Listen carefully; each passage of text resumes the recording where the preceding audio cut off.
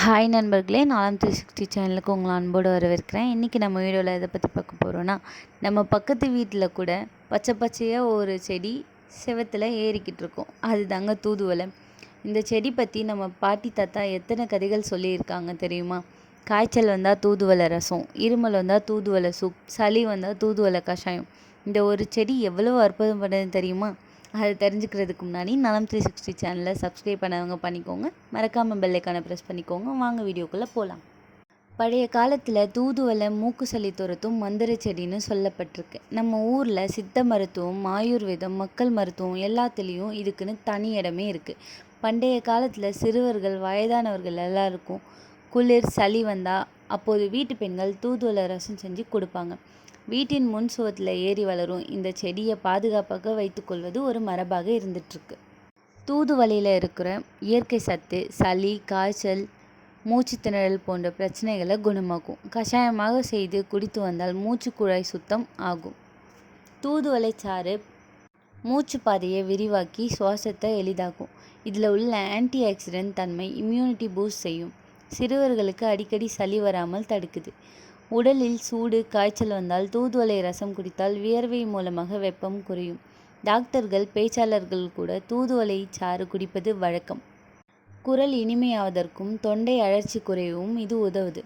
தூதுவளையில் உள்ள anti inflammatory தன்மை மூட்டு வலி, கீழ்வாதம் போன்றவற்றுக்கு நிவாரணம் தருவதாக உள்ளது.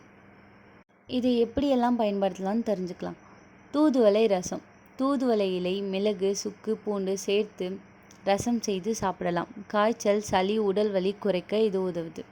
தூதுவளை கஷாயம்.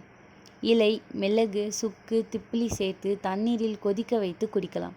குளிர், சளி குறைக்கும். தூதுவளை துவையல். சாதத்துடன் கலந்து சாப்பிடலாம். சுவையாகவும் ஆரோக்கியமாகவும் இருக்கும். தூதுவளை சூப். சத்தான இலகுவான உணவாக பரிமாறலாம். குளிர்காலத்தில் சிறந்தது. இதற்கான அறிவியல் ஆதாரங்கள். ஃபைட்டோகெமிக்கல் ஸ்டடீஸ் காட்டும் தூதுவளையில் ஆல்கலாய்ட்ஸ், ஃப்ளேவனாய்ட்ஸ், டன்னிட்ஸ், கிளைகோசைட்ஸ் போன்றவை நிறைந்திருக்கிறது என்று கூறுகிறது. ஆய்வுகள் சொல்கிறது என்னென்னா, இதன் antimicrobial, anti-inflammatory, antioxidant தன்மை மருத்துவ ரீதியில் மிக பயனுள்ளதாக கூறப்படுகிறது. இதில் கவனிக்க வேண்டிய விஷயம் என்னென்னா, கர்ப்பிணி பெண்கள், பாலூட்டும் பெண்கள் மருத்துவர் ஆலோசனை பெற வேண்டும். அதிகமாக சாப்பிடுவது வயிற்றில் எரிச்சலை தரலாம். பிள்ளைகளுக்கு குறைந்த அளவிலேயே கொடுக்க வேண்டும்.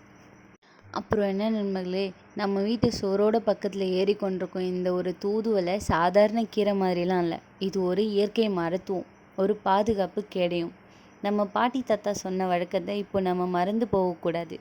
இந்த வீட்டில் தூதுவளை செடி இருந்தால் அது நமக்கு ஒரு மருந்து கடை மாதிரி தான். இயற்கை மருந்துகளை நம்ம பயன்படுத்தினால் உடல் ஆரோக்கியமாக இருக்கும். மருந்து கடைக்கு போக வேண்டிய அவசியமும் குறையும். நான் சொன்ன தகவல் உங்களுக்கு பிடிச்சிருந்துச்சுன்னா லைக் பண்ணுங்கள், ஷேர் பண்ணுங்கள். இன்னும் நிறைய இது போல் ரகசியத்தை தெரிஞ்சுக்க நம்ம சேனலை சப்ஸ்கிரைப் பண்ணுங்கள். பை.